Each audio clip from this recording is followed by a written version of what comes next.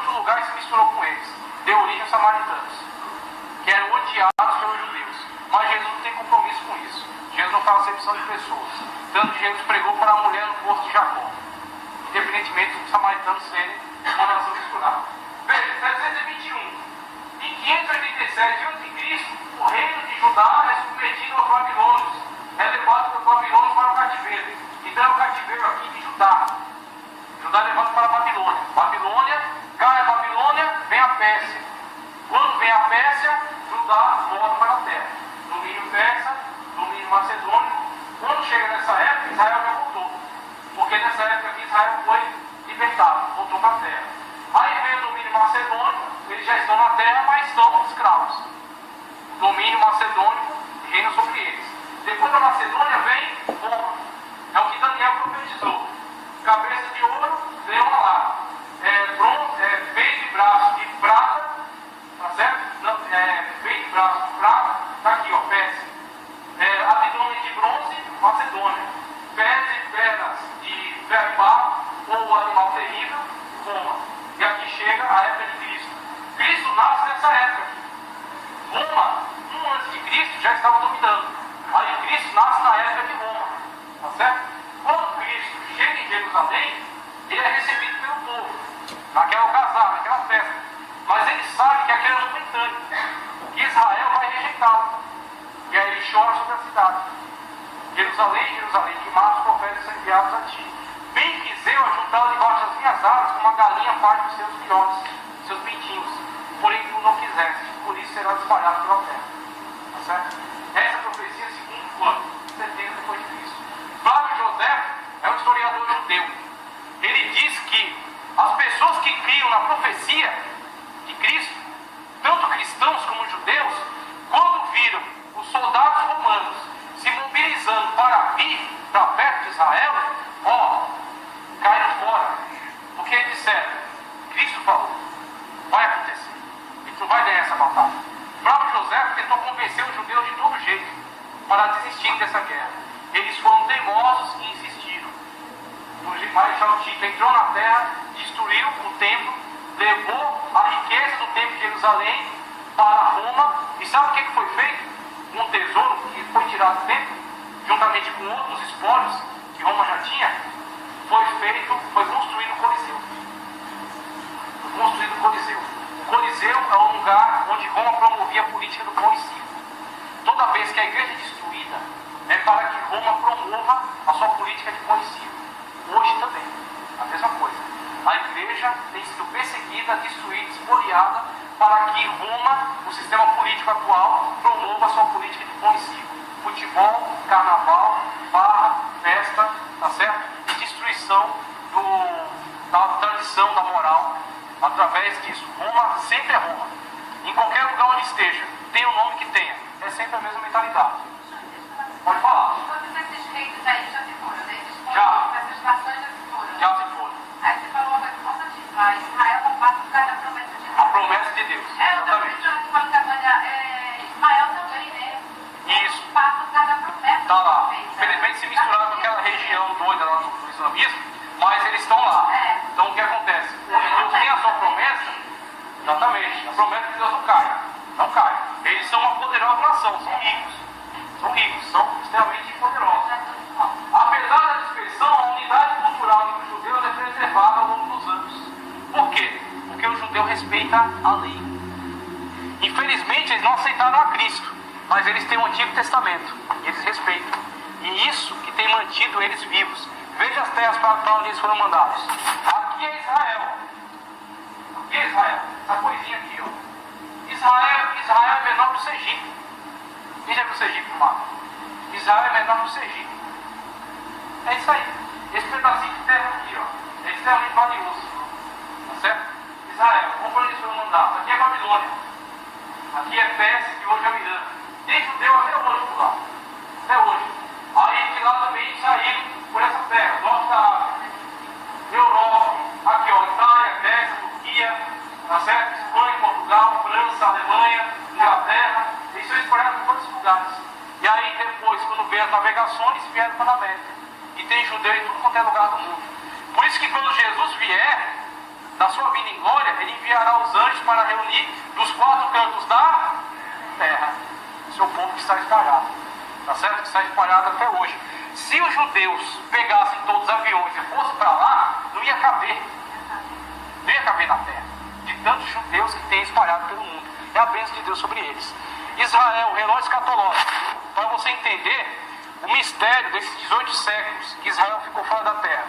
Primeiro, na época de Cristo. 30 da época de Cristo. Cristo disse que não ficava pedra sobre pedra. É a profecia dele. Depois veio o que? 70 depois de Cristo. Jerusalém é destruída. Cumpriu-se a profecia. Aquilo que Deus fala não cai por terra. Depois, o que vem? 132 e 135 teve outra guerra. Depois de 70, os judeus ficaram na terra ainda. Mas em 132 e 135, um tal de Bar Koba novamente fez agitação em Israel, se revoltou contra os romanos, só que dessa vez Israel foi totalmente destruído. E o nome de Jerusalém foi mudado para Aélia Capitolina. E os judeus foram proibidos de estar na terra. Por isso que eles se espalharam daquela forma pelo mundo. Aí veio a diáspora total de Israel. Depois veio o Império Bizantino. Do 395 a 638 depois de Cristo, a dominação do Império Bizantino. Isso aqui são cristãos. É um império romano que existia onde hoje chama-se Turquia, tá certo? E eles eram cristãos, só que eles não tinham nenhum respeito pelos judeus. Então os judeus não tinham boa vida para os bizantinos, não. Os bizantinos dominavam lá e os judeus não tinham lugar para nada. Depois dos bizantinos, quando eles caíram, vieram os califas abássidas, fatimidas e seljúcidas, 639 a 1098 depois de Cristo. Quem são? Descendentes de Ismael, muçulmanos, tá certo? Que se levantaram e dominaram sobre a terra. Todas essas dinastias aí. Depois deles vieram os cruzados. Tem um filme importante, né? A cruzada. Foram pelo menos 4 cruzadas. Então os cruzados vinham e tomavam dos muçulmanos. Os muçulmanos vinham e tomavam deles. Vinha outra cruzada e tomavam dos muçulmanos. Virou um caos. Virou uma guerra sem fim. A terra completamente destruída. Depois vieram o Império Turco-Otomano. Já em 1798, 1917. Veja, Primeira Guerra Mundial. Na época dos otomanos. Os otomanos dominavam lá. Os judeus nessa época estavam sendo mortos na Alemanha. Estavam sendo mortos na Primeira e depois na Segunda Guerra Mundial. Estavam sendo perseguidos em diversos lugares. Estavam sofrendo horrores. Depois veio, quando a guerra terminou, o protetorado britânico. Os ingleses tomaram conta da região. Entre 1917 e 1948. Essa data aqui é importante. 1948 depois de Cristo. Protetorado britânico na Palestina. O que vai acontecer depois disso aqui? Vai acontecer isso. Cumprimento a profecia. Quando Jesus disse, quando vides a figueira em flor, tenha certeza, está próximo o verão. O que é a figueira? A figueira é um símbolo para Israel. Por que ela não estava em flor? Porque ela foi sacudida por todas essas guerras aqui. Ela perdeu todas as suas folhas. Ela perdeu todos os seus frutos. Ela era uma árvore seca. Agora, Cristo falou, quando ele estiver em flor, tenha certeza, está próximo o verão. Ou seja, está próximo a mudança de fase, a mudança de época. Depois em 1948, aconteceu a reunião para a fundação do Estado de Israel. A fundação do Estado de Israel.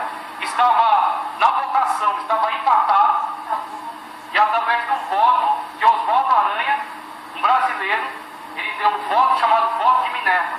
Ou seja, um voto que decidiu a questão. Ele votou a favor da fundação do Estado de Israel. Tá certo? Aí Israel foi criado um país. Cumpriu-se a profecia de Isaías. Quem já viste? Onde é que está a profecia? Isaías. Você vai ler? Veja, 1948, através do voto de Oswaldo Aranha, que desempatou a questão, foi fundado o Estado de Israel. Agora, características peculiares disso aqui. As nações, elas se formam gradativamente. O povo vai crescendo, toma independência e vira uma nação. Israel nasceu do dia para a noite, como um parto. Nunca se viu isso na história. Isaías profetizou o nascimento da nação de Israel, onde já viste uma nação nascer num dia só. Aqui, ó. Isaías 66:8. Veja a profecia. Isaías 66:8. Quem jamais ouviu tal coisa? Quem viu coisa semelhante, quando se ia fazer nascer uma terra em um só dia, nasceria uma nação de um só mês, mas Sião esteve de fato já deu a luz da justiça. Exatamente. Havia um povo, mas não havia um país. Havia um povo. O povo estava espalhado pela terra, mas eles não tinham pátria. Eles não tinham país, eles eram apátridas. Nasceu um dia só. Nascendo como uma virgem que estava prestes a dar a luz. Assim nasceu em 1948 a história de Israel. Primeira Guerra Mundial, independência da história de Israel, 1948. Guerra de Suez, 1956. Ele nasceu e em seguida já houveram revoltas para tentar destruir. A Suez fica ao sul de Israel. É uma guerra com o Egito. Travou guerra com o Egito. Segunda Guerra, Guerra dos 6 Dias, 1967. Guerra de Yom Kippur, 1969. Primeira Intifada. A Intifada é a revolta dos muçulmanos que estão dentro de Israel para tentar destruir o Estado de Israel. Guerra do Golfo, 1990. Segunda Guerra Intifada, 2000 a 2005. Vemos aí como Israel teve que enfrentar guerras para poder manter-se como um Estado independente. Tá certo? E aí damos continuidade falando acerca dos termos. Termos bíblicos para a segunda vinda. Termos bíblicos para a segunda vinda. Quais termos temos aí? Temos a palavra parousia. Parousia. Olha só. A vinda. A palavra parousia, que se pronuncia parousia. Parousia significa vinda, chegada, presença, volta, visita real, advento, chegada de um rei. No aspecto escatológico, esse substantivo se refere tanto ao arrebatamento da igreja como à vinda de Cristo em glória com a sua igreja. O outro termo é erkomai. Então temos aqui, parousia, é esse termo. Isso aqui é original em grego. Vinda, chegada, advento. Onde você acha isso? 2 Tessalonicenses 2,8. E então será revelado o iníquo, a quem o Senhor desfará pelo assopro de sua boca e aniquilará pelo esplendor da sua vinda. Essa palavra vinda ali é parousia, ou seja, manifestação visível. Vinda, chegada, advento. Isso se dará na vinda do Senhor em glória, quando ele vier juntamente com a igreja, destruir o iníquo, que já estava há 7 anos na terra, na 70ª semana de Daniel, conforme a gente explicou. A palavra que está em azul ali é esplendor. Ela se lê epifaneia. Epifaneia, manifestação, aparição. Cristo vai se manifestar. Como João disse, quando ele se manifestar, nós também nos manifestaremos junto com ele. Epifaneia, de Cristo e da igreja. Olha o segundo termo que ele usa aí na leitura que eu fiz, é erkomai. Erkomai é vir ou ir. É os dois. Porque do ponto de vista de quem está, ele vai. Do ponto de vista de quem já está lá, ele vem. Então ela tem os dois significados. Quem diz é o contexto. Se é vir ou se é ir. Tá certo? Erkomai. Mover-se ou passar ao longo de, em alguma direção. Como indicado pelos adjuntos ou simplesmente pelo contexto. Onde é usado? João 14,3. E quando eu for e vos preparar lugar, virei. Erkomai. Outra vez e vos levarei para mim mesmo, para que onde eu estiver, vós estejais também. Então é usado aí. Ele é usado tanto para ir quanto para vir. Erkomai. Aí depois temos esse aqui, o epifaneia, conforme já tinha mostrado na outra. Mas aqui ele é usado de novo. Na parte 2 aqui, manifestação, aparição. O substantivo grego aqui é epifaneia, que só aparece 6 vezes no Novo Testamento, com uso exclusivo paulino. E todas as ocorrências dizem respeito à vinda de Jesus. Desde a encarnação do Verbo, 2 Timóteo 1,10, o apóstolo Paulo exorta os crentes para uma vida irrepreensível até quando? A aparição de nosso Senhor Jesus Cristo. Que dia? Que hora? Ninguém sabe. Ele está atrasado? Não, porque ele não disse a hora. O seu papel é esperar. Na hora que der a epifaneia, ou seja, a manifestação, a aparição, você tem que estar pronto. Tá certo? É você que tem que estar pronto para a vinda dele. Veja, a epifaneia é usada em 3 ocasiões aqui. 2 Timóteo 1,10, e que a manifestação agora pela aparição de nosso Senhor Jesus Cristo.